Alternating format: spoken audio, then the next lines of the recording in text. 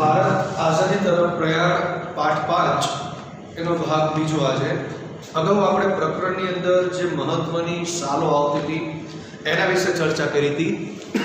હવે આ પ્રકરણની અંદર જે મહત્વની વ્યક્તિઓ આવે છે એ વ્યક્તિઓ વિશે ચર્ચા આપણે અત્યારે આ પીરિયડની અંદર કરવાની છે. સૌથી પહેલી વ્યક્તિ છે જ્હોન સાયમન.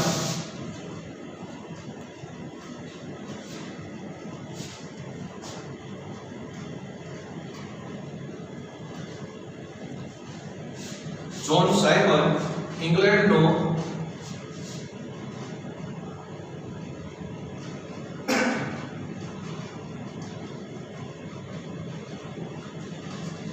કાયદા પ્રધાન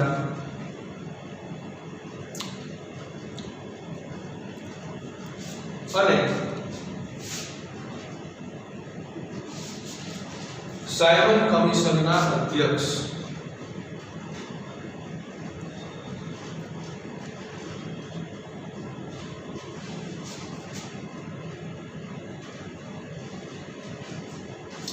ત્યાર પછી બર્કન હેડે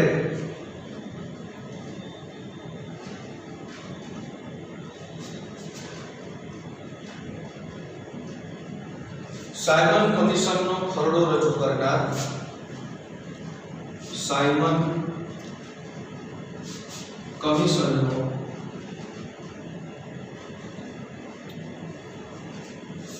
ખરડો રજૂ કરનાર.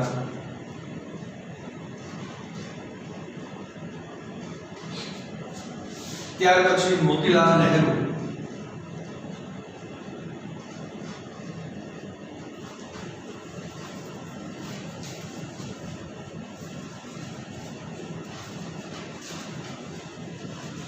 નહેરુ કમિટીના પ્રમુખ.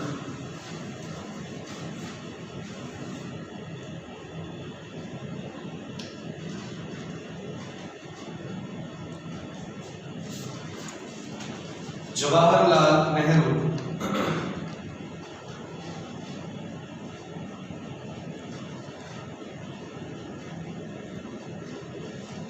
સ્વતંત્ર સેનાની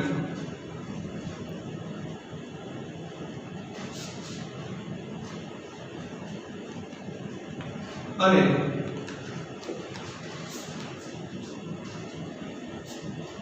ભારતના પ્રથમ વડાપ્રધાન.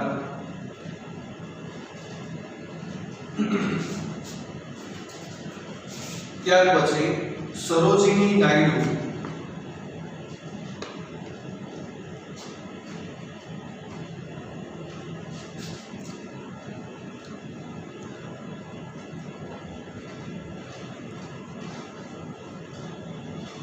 સ્વતંત્ર સેનાની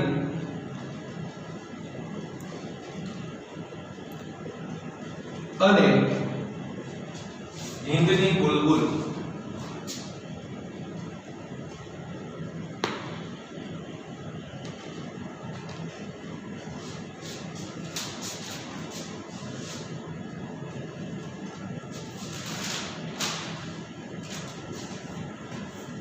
મહાદેવભાઈ દેસાઈ.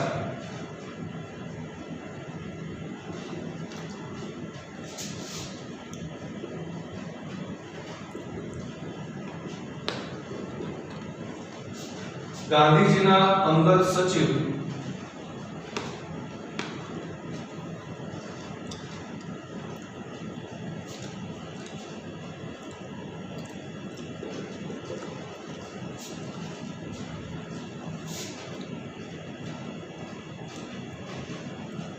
અને દાંડી કૂચને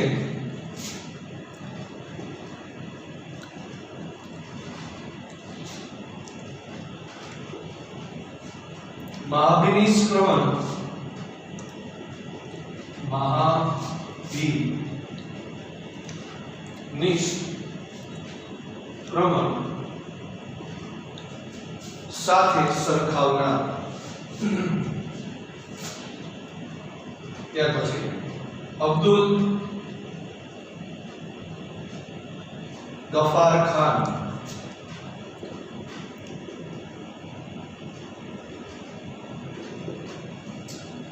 સરહદના ગાંધી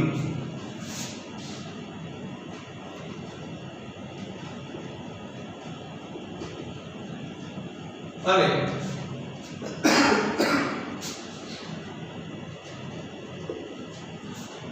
સ્વતંત્ર સેનાની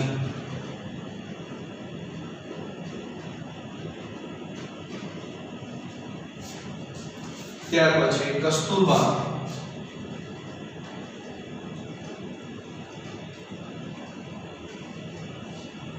ગાંધીજીના પત્ની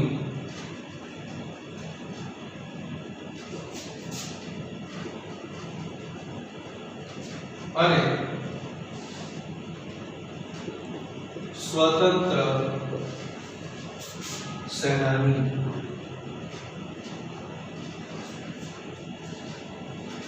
त्यार पछी राय बहादुर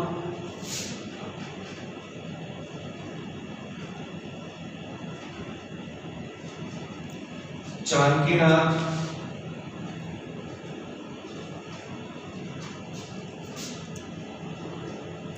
बोस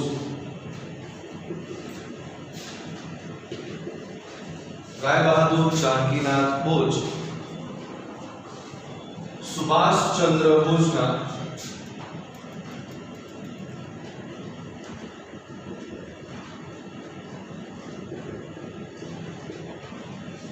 पिता અને જાણીતા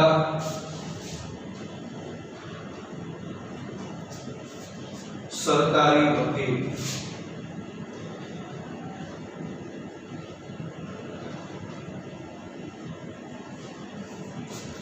ત્યાર પછી શ્રીમતી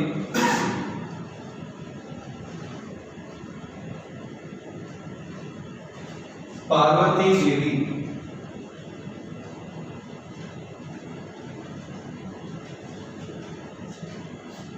सुभाष चंद्र बोसना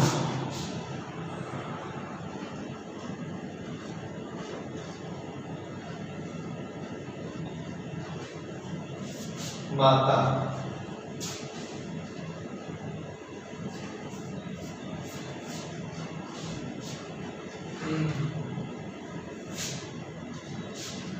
त्यार पछी रास बिहारी बोस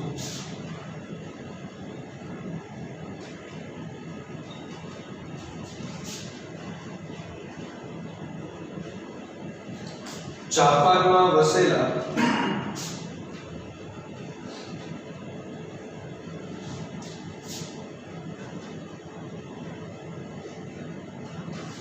हिंदी क्रांतिकारी नेता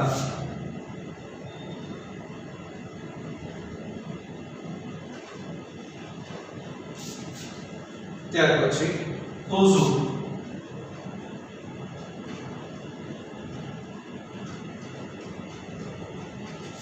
जापान ना वडाप्रधान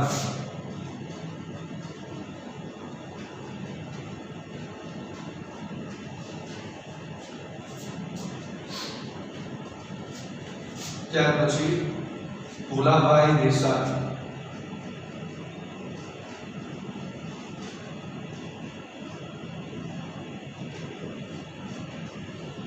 आजाद हिंद फौज वती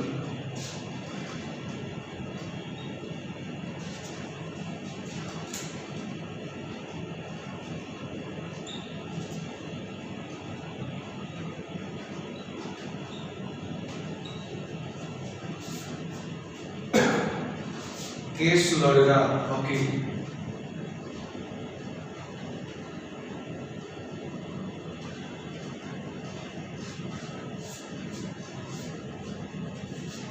माउंटबेटन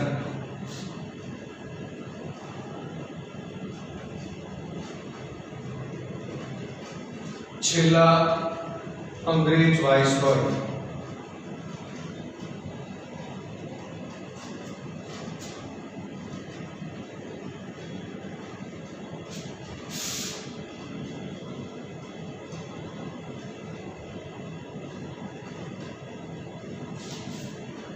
आज पहला एक ओळख मेळवी મહત્વની વ્યક્તિની અંદર સૌથી પહેલા જે છે આ પ્રકરણની અંદર આવે છે જ્હોન સાયમન.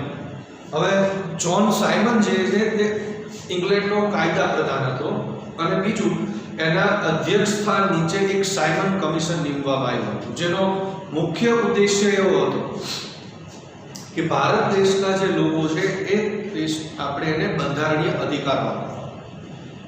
હવે ભારતની અંદર ભારતના લોકોને બંધારણીય અધિકારો આપવા માટે આ કમિશન નીમવામાં આવ્યું હતું, પણ એના જે 7 સભ્ય હતા એ 7 સભ્ય અંગ્રેજ હતા, એમાં એક પણ ભારતીય ન હતો.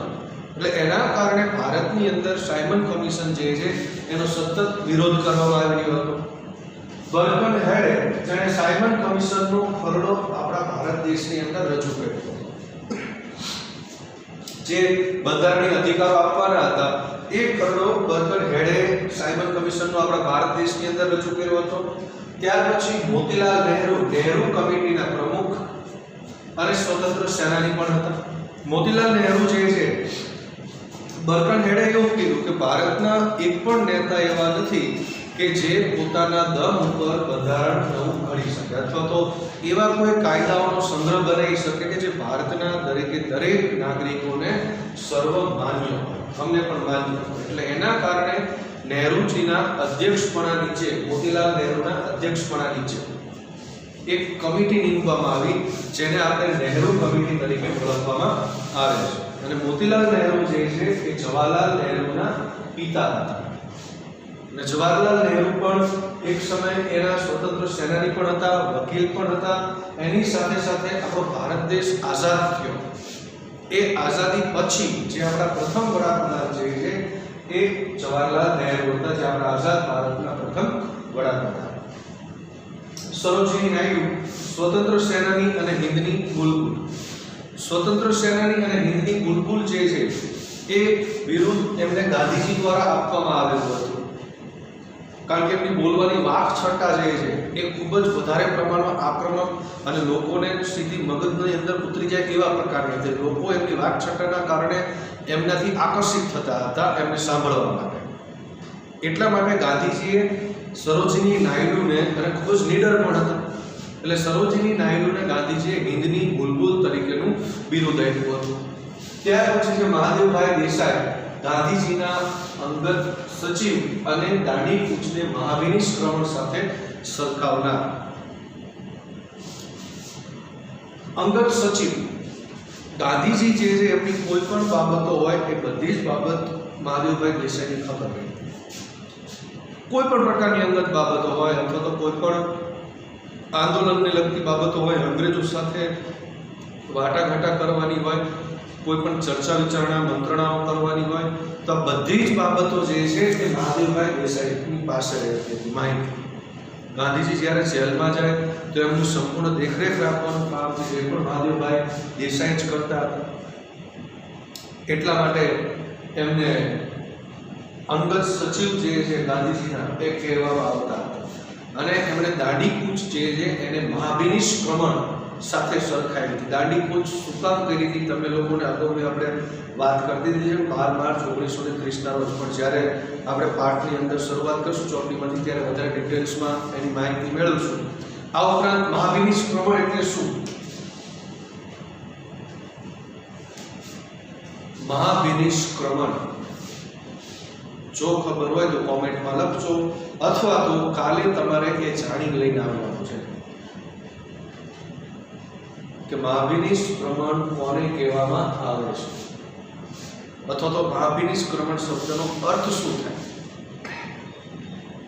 એ કાલ ફરજિયાત જાણીને આવવાનું છે. અથવા તો પછી જે પણ વિદ્યાર્થી પાસે TS વાળા પાસે મારો નંબર હશે તો એમણે WhatsAppની અંદર મેસેજ કરવાનો છે, અથવા તો તમારે કાલે કોમેન્ટની અંદર શરૂઆતમાં જ્યારે આપણો પીરિયડ ચાલુ થાય ત્યારે હું કોમેન્ટ ચેક કરીશ, એની અંદર તમારે જણાવવાનું છે મહાવિનિષ્ક્રમણ કોને કહેવામાં આવે છે. જેટલા વિદ્યાર્થીનો સાચો જવાબ મળશે આપણે એનું કાલ હું અહીંયા નામ બોલીશ કે આના જવાબ જે છે એ સાચા છે, બરાબર, લાઈવ લેક્ચરની અંદર. એટલે દરેક વિદ્યાર્થીઓ આ શબ્દનો અર્થ જાણી લઈને આવવાનો છે મહાવિનિષ્ક્રમણ. આગળ જો નો પછી ખ્યાલ આવે તો કાલ હું તમને જણાવી દઈશ કે એનો અર્થ શું થાય. આગળ અબ્દુલ ગફાર ખાન. અબ્દુલ ગફાર ખાન જે છે એને સરહદના ગાંધી અને સ્વતંત્ર સેનાની હતા. હવે સરહદના ગાંધી શું કામ કહેવામાં આવતા? મોટા ભાગના જે આપણા છેવાડાના જે વિસ્તારો હતા એ છેવાડાના વિસ્તારોની અંદર લોકોમાં એક પ્રકારનો જોમ જુસ્સો અને રાષ્ટ્રભક્તિ, દેશભાવના, રાષ્ટ્રપ્રેમ જગાડવાનું કામ જે છે એ અબ્દુલ ગફાર ખાને કર્યું. અને ગાંધીજીના જ અનુયાયી હતા એટલે ત્યાં પણ તે ખૂબ જ અહિંસાત્મક રીતે લડત જે છે એ અંગ્રેજો સામે તે આપતા રહેતા. એટલા માટે તેમને સરહદના ગાંધી તરીકે ઓળખવામાં આવે છે. ત્યાર પછી છે કસ્તુરબા. આ ગાંધીજીના પત્ની અને સ્વતંત્ર સેનાની. ડગલે ને પગલે કોઈ પણ પ્રકારનું આંદોલનો હોય, કોઈ પણ પ્રકારના શિક્ષણના કાર્ય હોય, તે બધાની અંદર કસ્તુરબા જે છે હર હંમેશ આગળ પડતા રહેતા. ત્યાર પછી રાય બહાદુર જનકનાથ બોઝ, સુભાષચંદ્ર બોઝના પિતા અને જાણીતા સરકારી વકીલ. શ્રીમતી પાર્વતી દેવી, સુભાષચંદ્ર બોઝના માતા રાસબિહારી બોઝ, જાપાનમાં વસેલા હિન્દી ક્રાંતિકારી નેતા. તોઝો, જાપાનના વડાપ્રધાન ભુલાભાઈ દેસાઈ આઝાદ હિન્દ ફૌજ વતી કેસ લડનાર. કારણ કે જ્યારે આઝાદ હિન્દ ફૌજ જે છે, ઇન્ડિયન ઇન્ડિપેન્ડન્સ આર્મી જે હતી, એને મોટા ભાગના એના લોકો જે છે, જે સૈનિકો હતા, એ જ્યારે અંગ્રેજોના હાથમાં પકડાઈ ગયા બીજા વિશ્વયુદ્ધ દરમિયાન, તો આ બધા સૈનિકો જે છે એને ભારતની અંદર એમની ઉપર કાયદાકીય રીતે કેસ કરવામાં આવ્યો અંગ્રેજ દ્વારા. એટલે ભુલાભાઈ દેસાઈ જે છે એમણે એમનો કેસ લડ્યો હતો આઝાદ હિન્દ ફૌજનો. માઉન્ટ બેટન જે છેલ્લા અંગ્રેજ વાઇસરોય હતા આપણા ભારતના, જેમણે ભારત દેશને આઝાદી આપવા માટે માઉન્ટ બેટન યોજના જે છે એની પણ ઘડી હતી. ત્યાર પછી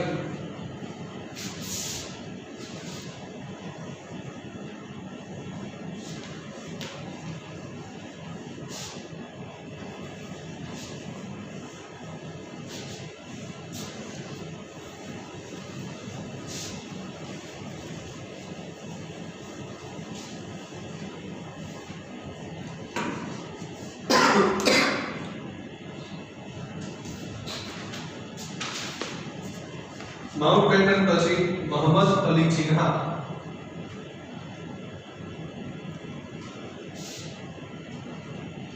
મોહમ્મદ અલી જીન્ના અલગ પાકિસ્તાનના જનક.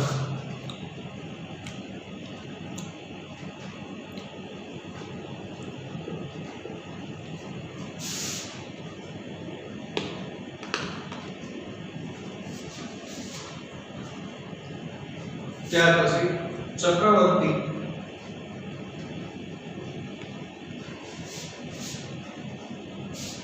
સી રાજગોપાલાચારી.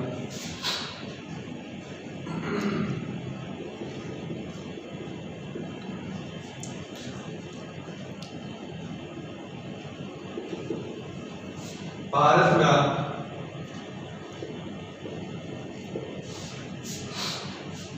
પ્રથમ હિન્દી ગવર્નર જનરલ.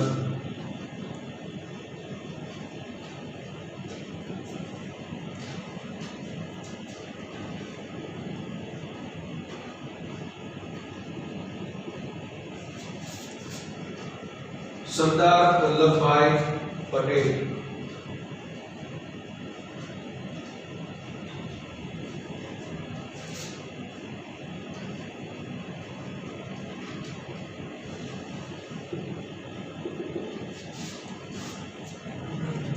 લોખંડી પુરુષ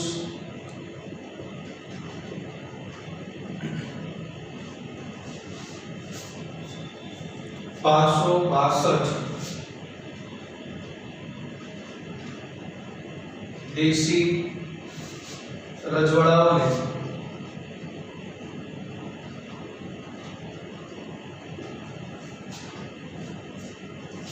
એક કરનાર ભારતના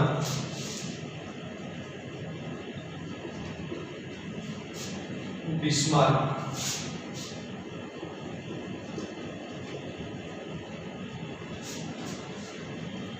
સુભાષચંદ્ર બોઝ,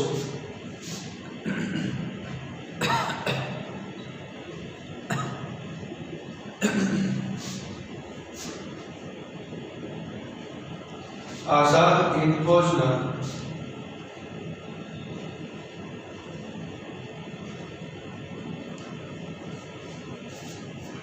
નેતા અને સ્વતંત્ર સેનાની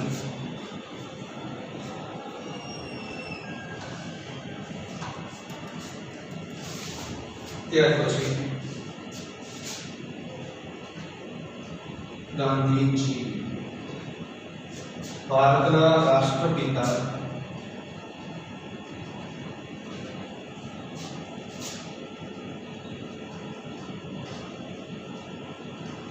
અને સ્વતંત્ર સેનાની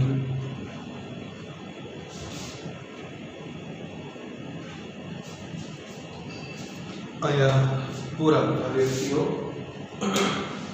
મોહમ્મદ અલી જીન્ના જે છે તેમણે અલગ પાકિસ્તાનની રચના કરવામાં સૌથી વધારે ભાગ ભજવ્યો. મોહમ્મદ અલી જીન્ના એમ પણ કીધું હતું કે મુસ્લિમો જે છે એ બહુમતી ધરાવતા હિન્દુઓના હાથમાં પોતાનું ભાગ્ય જે છે આપી શકશે નહીં. એટલા માટે મુસ્લિમો માટે પોતાનો એક અલગ દેશ હોવો જોઈએ કે જેથી કરીને એ પણ પોતાના અધિકારો, હકોનું રક્ષણ કરી શકે અને એ પણ એમનો વિકાસ કરી શકે.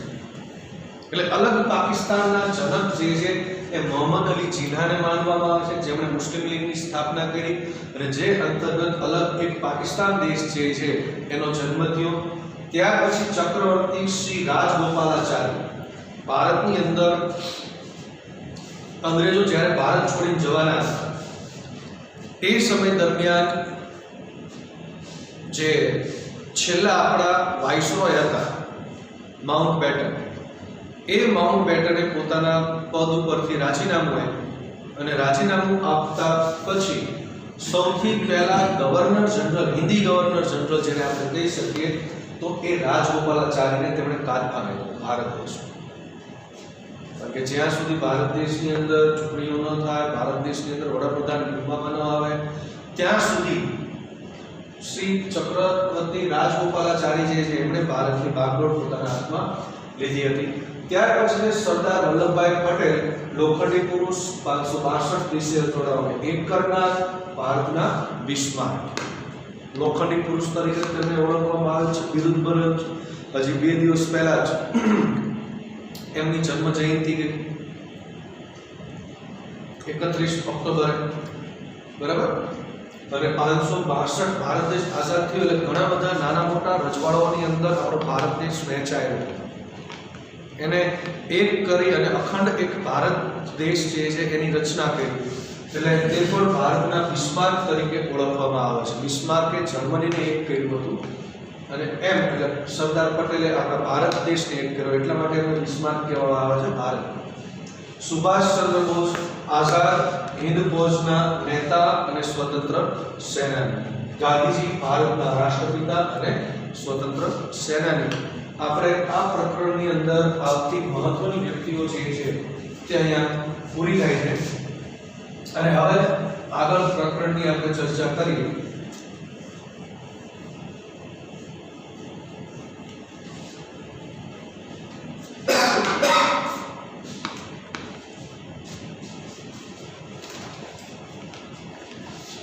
અગાઉ આપણે વાત કરીએ મહત્વની સાલ અને બનાવોની અંદર. એમાં આપણે મેં તમને કીધું હતું કે આ સમયગાળો જે છે 1920 થી શરૂ કરી અને 1947 સુધીનો સમયગાળો. આને આપણે ગાંધી યુગ કે ગાંધીજીના આંદોલનો ના સમયગાળા તરીકે ઓળખવામાં આવે છે. કારણ કે મોટાભાગે ગાંધીજી જ્યારે દક્ષિણ આફ્રિકામાંથી આપણા ભારત દેશની અંદર આવ્યા 1915 ની અંદર, એટલે એમના જે રાજકીય ગુરુ અને ધાર્મિક ગુરુ જે હતા, રાજકીય ગુરુ હતા ગોપાલકૃષ્ણ ગોખલે અને ધાર્મિક ગુરુ હતા શ્રીમદ રાજચંદ્ર. એમણે એમને એક સલાહ આપી કે ભારતની અંદર કોઈ પણ પ્રકારનું આંદોલન કરતા પહેલા ભારત દેશની ભૌગોલિક પરિસ્થિતિ, સામાજિક પરિસ્થિતિ, આર્થિક પરિસ્થિતિ, સાંસ્કૃતિક પરિસ્થિતિ આ બધાને સમજવી જરૂરી છે અને એ સમજી અને પછી જ તમે કોઈ પણ આંદોલન કરજો. એટલે ગાંધીજીએ 5 વર્ષ સુધી ભ્રમણ કર્યા પછી એમણે પોતાનું જોયું કે આ બધા માટે ભારત દેશની જે આર્થિક પરિસ્થિતિ છે, સામાજિક પરિસ્થિતિ છે, એ બધા માટે જવાબદાર કોઈ હોય તો માત્ર અંગ્રેજો છે. એટલે એમણે ભારત દેશને આઝાદી અપાવવા માટે અંગ્રેજો વિરુદ્ધ આંદોલનો જે કર્યા તેણે ગાંધીજીના આંદોલનો અથવા તો ગાંધી યુગના આંદોલન તરીકે ઓળખવામાં આવે છે. અને મોટા ભાગે એવું હતું કે આઝાદી મેળવવાનો આ બીજો તબક્કો હતો. બીજો તબક્કો શું કામ કે શું આપણે, કારણ કે આનો સમય પહેલા 1920 પહેલા જેટલા પણ આંદોલન થતા હતા એ બધા આંદોલનો હિંસાત્મક રીતે કરવામાં આવતા. જે ક્રાંતિકારીઓ હતા એ ક્રાંતિકારીઓ એવું જ વિચારતા હતા કે આપણે અંગ્રેજો સામે આક્રમક થઈશું તો જ અંગ્રેજો આપણને આઝાદી આપશે. એમને એવું વિચારતા હતા કે આપણે ઈંટનો જવાબ પથ્થરથી આપવાનો છે. જો તે કોઈ આપણા 1-2 લોકોને મારે તો આપણે 10-15 લોકોને મારી નાખવાનું. એટલે હિંસાત્મક રીતે આંદોલનો કરવામાં આવતા. જ્યારે આ બીજો તબક્કો જે એવો હતો કે જે અહિંસાત્મક હતો અને એ પણ ગાંધીજીનું જે હથિયાર હતું સત્ય અને અહિંસા, અને બંનેને ભેગા મળવી એટલે થાય સત્યાગ્રહ. સત્યનો આગ્રહ રાખીને કરવામાં આવતા આંદોલનો. એટલે આ તબક્કો એકદમ અહિંસાત્મક રીતે, બંધારણીય રીતે, બંધારણીય હકોની પ્રાપ્તિ માટેનો હતો. સાથોસાથ આપણે ભારત દેશ જે છે એને આઝાદી પણ અપાવવાની હતી. એટલે ટૂંકમાં આ આંદોલનો જે છે એ બધાની એક અસર જે છે સંકુલ રીતે, વિશિષ્ટ રીતે દરેક લોકો ઉપર જોવા મળી છે. અને એ આંદોલનોની અસર, એ આંદોલનો, એ તમામ વિશે માહિતી જે છે એ આપણે આ પ્રકરણની અંદર મેળવવાની છે. એમાં સૌથી પહેલા છે સાયમન કમિશન.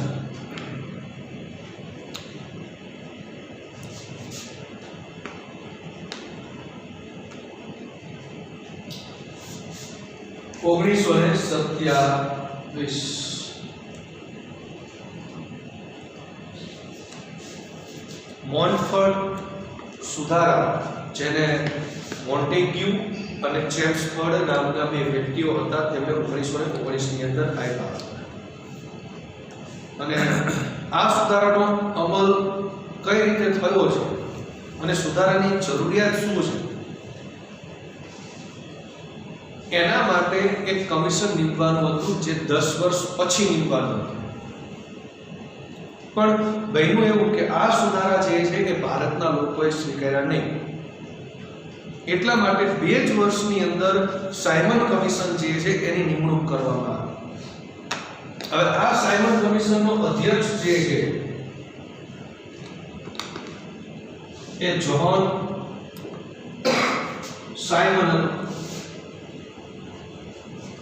જ્હોન સાયમન જે હતો, હમણાં મેં તમને વ્યક્તિ પરિચયની અંદર આપણે એની વાત કરી. જ્હોન સાયમનના અધ્યક્ષપણા નીચે, જે ઇંગ્લેન્ડનો કાયદા પ્રધાન પણ હતો, એના અધ્યક્ષપણા નીચે એક કમિશન નીમવામાં આવ્યું. હવે આ કમિશનના સભ્યો જે છે એ 7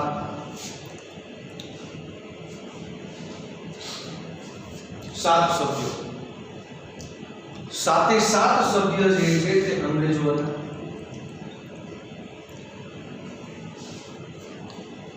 હવે આ કમિશનનો મુખ્ય ઉદ્દેશ્ય શું હતો? સાયમન કમિશન એનો મુખ્ય ઉદ્દેશ્ય એ હતો કે ભારતના લોકોને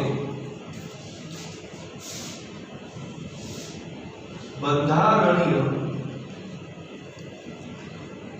અધિકારો આપવા. ભારતના લોકોને બંધારણીય અધિકારો આપવા. ભારતના લોકોને અધિકારો આપવાના હતા, તો આમ છતાં પણ એના 7 સભ્ય જે છે તે અંગ્રેજો. ભારતના લોકોએ પ્રખર એનો વિરોધ કર્યો. એમણે એમ કીધું કે ભાઈ ભારતના લોકો જે છે એ હિન્દીઓના દુઃખ દર્દ સમજી શકશે નહીં. ભારતના લોકોના વિચારો અને અંગ્રેજોના વિચારો તદ્દન અલગ છે. એટલે ભારતના લોકોએ અંગ્રેજોને એવો ભલામણ કરી કે તમે આની અંદર ભારતના લોકોને સ્થાન આપો, કારણ કે આપણા ભારતનું ભૂગોળ, ભારતની સામાજિક પરિસ્થિતિ, ભારતીય સમાજ આ બધું અંગ્રેજો કરતા અલગ છે. તો અંગ્રેજો ભારતના લોકોને કઈ રીતે સમજી શકશે કે ભારતના લોકોને કેવા પ્રકારના અધિકારો આપવા છે? એટલે ભારતના લોકો જે છે એમણે એને ભલામણ કરી કે આ કોઈ પણ 7 સભ્યમાંથી 1 કે 2 સભ્ય જે છે તે હિન્દી હોવો જોઈએ, આપણા ભારતનો હોવો જોઈએ. આવી ભલામણ કરી, પણ અંગ્રેજોએ આ ભલામણનો અસ્વીકાર કર્યો. એમણે એમ કીધું કે અમે આની અંદર કોઈ પણ હિન્દીને સ્થાન આપશું નહીં. એટલે ભારતના લોકો જે છે એમણે એનો તદ્દન વિરોધ કર્યો. સાયમન કમિશન કે જો ભારતના જ લોકોને એની અંદર સ્થાન નહીં આપવામાં આવે, આપણે આ કમિશનની ભલામણો જે છે એ સ્વીકાર્ય રાખી નથી. એના દ્વારા જે પણ કંઈ અધિકારો આપવામાં આવે છે એ આપણે અસ્વીકાર કરશું. એટલે ઠેર ઠેર ભારતની અંદર સાયમન કમિશનનો વિરોધ કરવામાં આવ્યો, એનો બહિષ્કાર કર્યો. એના માટે હડતાલો પાડવામાં આવી,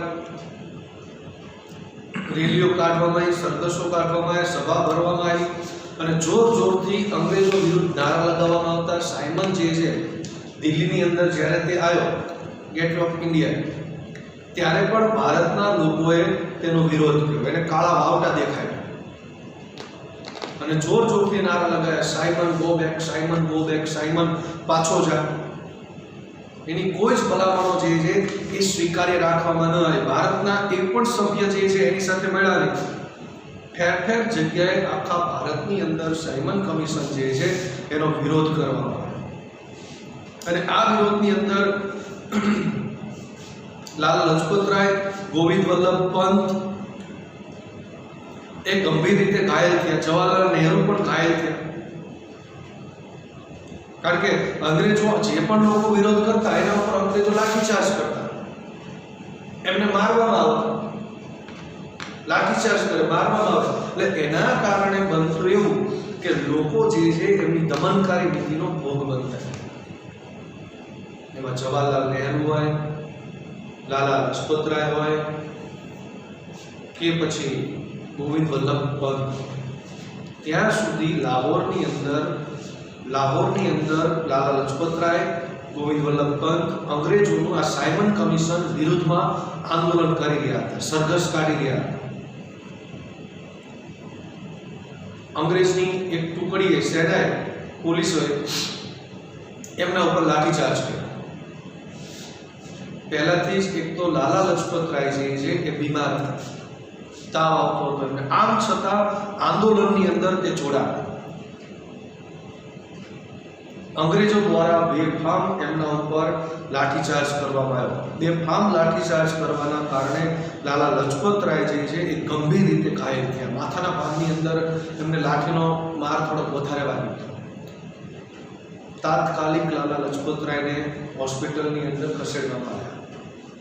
હોસ્પિટલની અંદર દાખલ કરવામાં આવતા 1-2 દિવસની અંદર જ લાલા લજપતરાયનું અવસાન થયું, ગંભીર રીતે લાઠીનો ઘા વાગવાના કારણે. તો આ બાજુ ગોવિંદ વલ્લભ પંત જે છે એ પણ ગંભીર રીતે એમના પગની અંદર ઇન્જર્ડ થયા, ઘાયલ થયા, કાયમિક રીતે તે અપાહિજ બની ગયા. એમને પોતાના પગ જે છે એ ગુમાવવા પડ્યા. એટલે આ પ્રમાણે અંગ્રેજોએ પોતાની દમનકારી નીતિ જે છે એ ચાલુ રાખી. લાલા લજપતરાય તો પહેલાથી પોતાના વિચારો જે છે એ ક્રાંતિકારી વિચારો ધરાવતા હતા. આપણે કીધું તો 3ની ત્રિપુટી, લાલ, બાલ અને પાલ. લાલા લજપતરાય, બિપિનચંદ્ર પાલ, લાલ, બાલ અને બાલ ગંગાધર તિલક, ત્રણે જહાલવાદી નેતા હતા. ઘણા બધા ક્રાંતિકારીઓ જે છે એ ક્રાંતિકારીઓને લાલા લજપતરાયનું અવસાન, અને એમને લાગ્યું કે લાલા લજપતરાયનું અવસાન એ અંગ્રેજોના કારણે જ થયું છે. એટલે ત્રણ મુખ્ય ક્રાંતિકારી આપણે ભગતસિંહ, રાજગુરુ અને સુખદેવ. આ ત્રણેય નક્કી કર્યું કે જે ટુકડીનો કેપ્ટન હતો સાન્ડર્સ અધિકારી, એણે જ લાઠીચાર્જ કરવાનો આદેશ આપેલો હતો, એણે તે જીવતો મૂકશે નહીં. એટલા માટે આ ત્રણેય સાન્ડર્સની હત્યા કરવાનું નક્કી કર્યું. પોલીસ અધિકારી આ ત્રણેય સાન્ડર્સની હત્યા કરી અને એના હત્યાના ખૂનની અંદર સુખદેવ, રાજગુરુ અને ભગતસિંહ એમના ઉપર કેસ ચલાવવામાં આવ્યો અને એમની હત્યાનો કેસ ચલાવવામાં આવતા એમને જેલમાં પૂરવામાં આવ્યા અને ફાંસીની સજા આપવામાં આવી. 31 માર્ચ 1930 ના રોજ એમને ફાંસી આપવામાં આવી. ભગતસિંહ, રાજગુરુ અને સુખદેવ આ ત્રણેય જ્યારે ભગતસિંહને ફાંસી આપવામાં આવી ત્યારે ભગતસિંહની ઉંમર માત્ર 23 વર્ષની હતી. વિચાર કરો, 23 વર્ષની ઉંમરે તે ફાંસીના માંચડે લટકી ગયા, એ પણ હસતા હતા. હવે આજ આપણે આટલું રાખીશું. પછી જ્યારે આગળ મળશું આપણે ત્યારે નવો પોઈન્ટ વિશે ચર્ચા કરીશું. અસ્તુ.